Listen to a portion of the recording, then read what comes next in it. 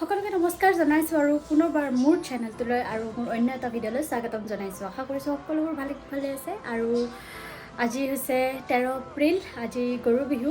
তো সমূহ অসমবাসী ৰাইজক বহাগ বিহুৰ বহুত বেছি শুভেচ্ছা জনাইছোঁ।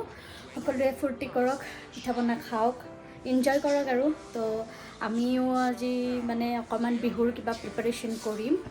তো সেয়াই অকণমান এনেকৈ কেপচাৰ কৰিম বুলি ভাবিলোঁ। আৰু বহুদিন হ'ল এনেকৈ লং ব্লগ বনোৱা নাই, তো ভাবিলোঁ আজি বনাই দিওঁ আৰু এটা।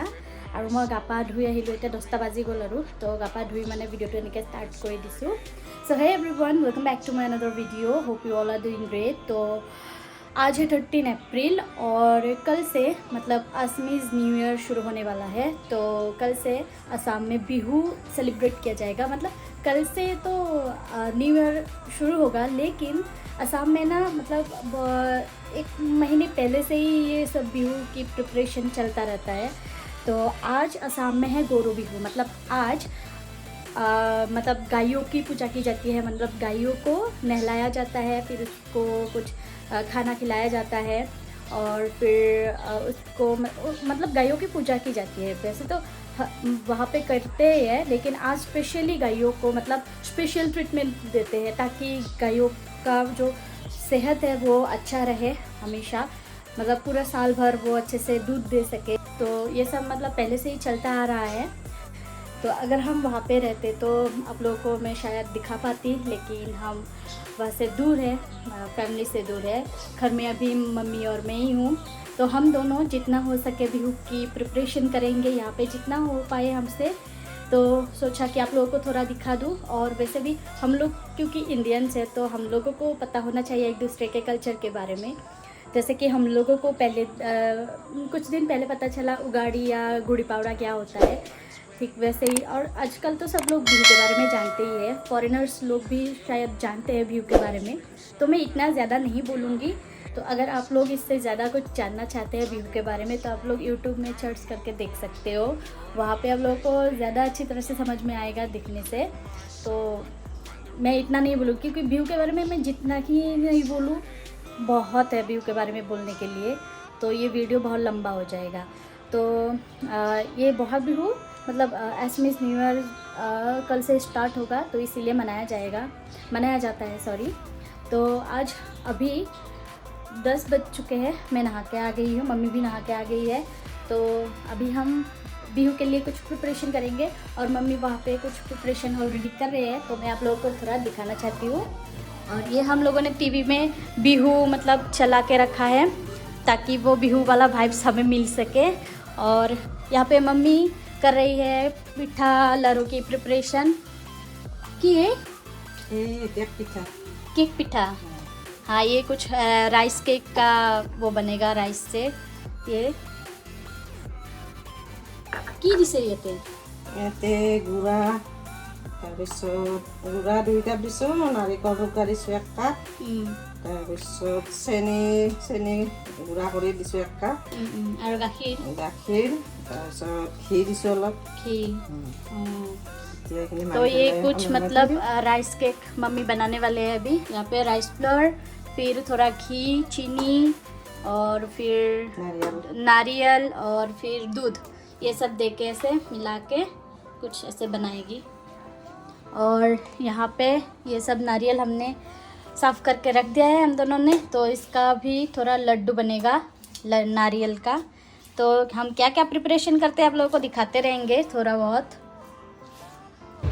तो पिठा बनाने के लिए मैंने पहले गुड़ को छोटे छोटे टुकड़ों में काट लिया है ताकि वो आसानी से मेल्ट हो सके, क्योंकि जो पिठा मैं बनाने वाली हूँ उसमें मेल्टेड गुड़ चाहिए होता है। तो छोटा छोटा टुकड़ा करने के बाद उसको गुड़ को मैंने एक पैन में थोड़ा सा पानी लेके उसमें डाल दिया है। और जब तक गुड़ मेल्ट नहीं हो जाता तब तक उसे चलाते रहना होता है, नहीं तो वो चिपक जाता है। और फिर उसके बाद ये पूरा मेल्ट हो जाने के बाद मैं इसे साइड में रख देती हूँ ताकि वो थोड़ा सा ठंडा हो जाए। और फिर उसके बाद मैं इसे छानूँगी गुड़ को, क्योंकि गुड़ में बहुत डस्ट होता है। और फिर मैं एक साइड में लंच भी बना रही थी और एक साइड मम्मी मतलब ये लड्डू की प्रिपरेशन भी कर रही थी। और ये जो केक है वो ऑलमोस्ट हो गया है। हम लोग जो केक बनाते हैं मतलब ये नॉर्मल केक जो जैसे बनाते हैं ठीक वैसा ही होता है ये केक भी, ऐसे ही मतलब पैन में देना होता है। और फिर ये देखिए मैं लंच बना रही हूँ और मम्मी यहाँ पे नारियल और शुगर को एक साथ मिक्स कर रही थी। और ये जो राइस केक है ये बहुत ही टेस्टी होता है खाने में और हेल्दी भी होता है एक साइड से देखें तो। फिर उसके बाद गुड़ ठंडा होने के बाद मैंने गुड़ को ऐसे मलमल के जो रुमाल होते हैं उसमें मैंने ऐसे छान लिया। इससे बहुत अच्छी तरह से छाना जाता है गुड़। और ये देखिए कितना सारा डस्ट यहाँ पे होता है गुड़ में, तो ये सब अगर हमारे पेट के अंदर जाएगा तो ख़राब हो जाएगा ना पेट, तो इसलिए छानना पड़ता है। फिर मम्मी और मैंने लंच कर लिया और लंच करने के बाद मैं लग गई तेल पिठा बनाने में। हमारे यहाँ तेल पिठा बोलते हैं इसे। और इसे बनाने के लिए मैंने राइस फ्लोर ले लिया 2 कप, और मतलब 3 कप ही हो गया था। तो राइस फ्लोर ले लिया, फिर उसमें थोड़ा सा जीरा, थोड़ा सा तिल डाल के और थोड़ा सा मतलब जो नमक है वो डाल दिया, और फिर आधा कप मैदा डाल दिया और उसे मिक्स किया। फिर उसके बाद थोड़ा कलौंजी भी डाल दी उसमें, और फिर जो गुड़ है, जो मेल्टेड गुड़ है उसे डाल के मतलब मैं इसे मिक्स करना होता है उसे। मतलब आप लोग जितना आप लोगों को मीठा खाना पसंद है आप उस हिसाब से मतलब आप लोगों को देना होता है। लेकिन इसमें ये पिठा ना बहुत ट्रिकी है, मतलब इसमें सब मेजर करके देना होता है। लेकिन मुझसे ये गड़बड़ हो गई गुड़ देने में। गुड़ भी आपको मेजर करके ही देना होता है, तो थोड़ा गड़बड़ हो गया इस बैटर को बनाने में, इसलिए अच्छी तरह से पिठा मेरा नहीं बना। आप लोग अगर आप लोग एंड तक मेरा वीडियो देखेंगे तब आप लोगों को पता चलेगा। मतलब मैं खुद उस्ताद बनने चली थी, मतलब मुझे लगा था कि मैं खुद ये हैंडल कर पाऊँगी। फिर वो बैटर बनाने के बाद मैंने उसे साइड में रख दिया, और फिर कुछ नमकीन बनाने के लिए मैंने ये मैदा लिया, और मैदे में मैंने थोड़ा सा ब्लैक सॉल्ट और फिर कलौंजी, अजवाइन और रिफाइंड ऑयल डाल के उसे अच्छी तरह से एक डो बना लिया। और डो थोड़ा टाइट होना चाहिए। और हाँ, इसमें थोड़ा बनाने के लिए भी मतलब 1 चम्मच घी डाली थी, वो मैं शूट करना भूल गई, क्लिप लेना वो भूल गई। और फिर उसके बाद उसको भी रेस्ट करने के लिए रख दिया साइड में। और फिर मैंने ना रवा को थोड़ा भून लिया।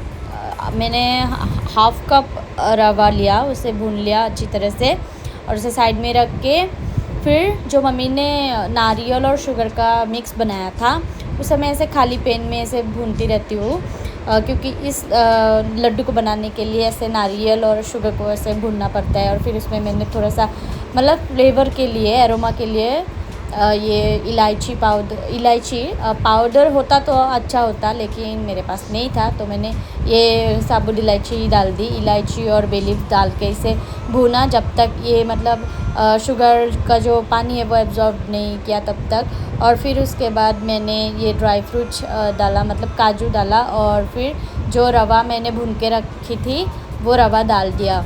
और फिर जब तक ये इस तरह का नहीं बन जाता, मतलब सब इकट्ठा नहीं हो जाता, तब तक मैं इसे भूनती रहती हूँ।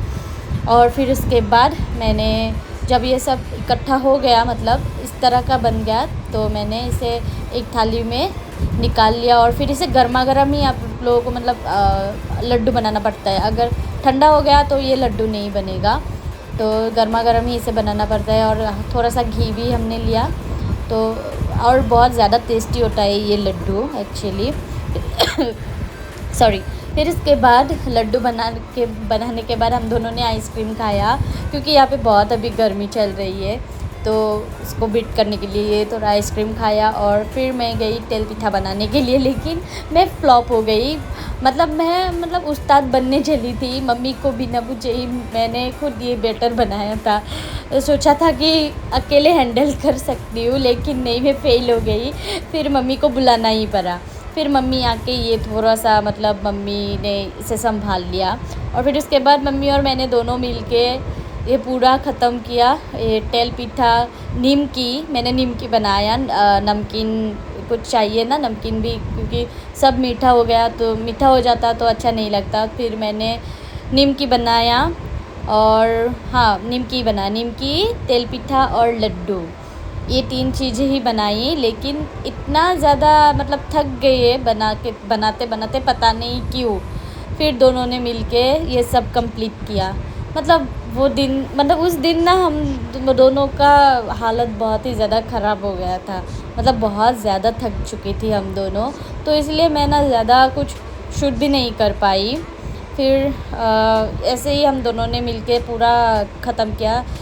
7 बज गए थे शाम को, फिर शाम को ख़त्म हो गया। तो मैं ना इस वीडियो को अभी यहीं पे एंड करती हूँ, क्योंकि उस दिन मैंने कुछ भी मतलब शूट नहीं किया, बहुत थक गई। तो नेक्स्ट वीडियो में मैं आप लोगों को दिखाऊंगी मैंने क्या क्या बनाया और हम लोगों ने कैसे व्यू एंजॉय किया। तो आज के लिए इतना ही।